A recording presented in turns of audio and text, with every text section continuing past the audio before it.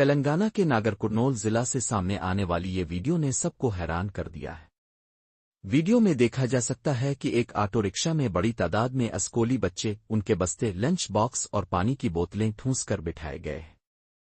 माहिरीन ने खबरदार किया है कि इस तरह की खतरनाक सवारी बच्चों की जानों के लिए शदीद खतरा है।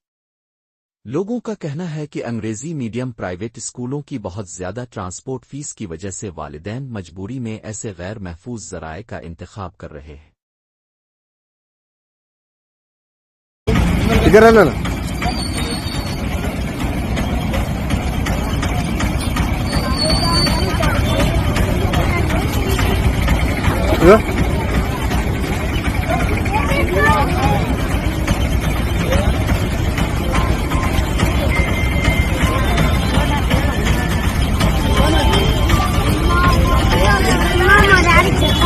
Hey,